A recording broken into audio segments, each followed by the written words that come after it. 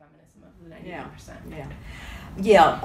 I mean, at one level, it's a kind of a reaction to the drift of feminism, especially in the US, but not only, into what I think of as some kind of a dangerous liaison with neoliberalism, and that the mainstream feminism in this country has become really a corporate feminism, a lean-in feminism, crack the glass ceiling feminism.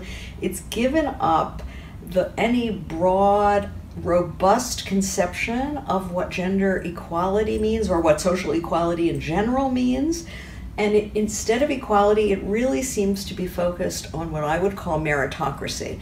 And that is just removing barriers that prevent the talented 10th or whatever to rise to the top in the corporate hierarchy, in the military, and so on. The kind of feminism that I've always supported, and I have to say I'm a child of the 1960s in this respect, is a feminism that is about abolishing corporate hierarchy, not about helping a small smattering of women rise up in it.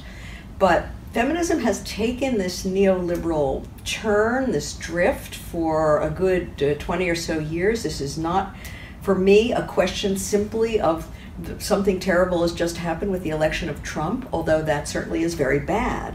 But I think there's a much larger, underneath the tip of the iceberg, a much longer set of, a bigger set of circumstances having to do with structural aspects of our society that have been ignored in all but, let's say, relatively marginal left-wing feminist currents with which I personally identify, but we have not, until now, I think, had much of a platform where our voices could be heard.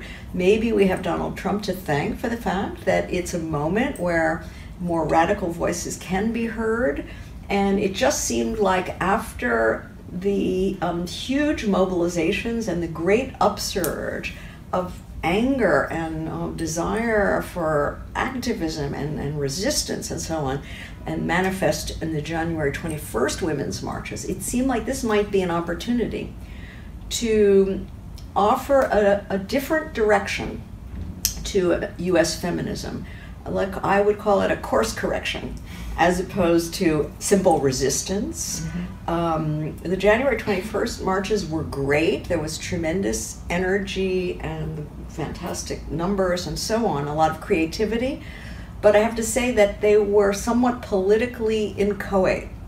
I mean, there was not a sort of clear direction, and maybe that's why so many people felt they wanted to participate.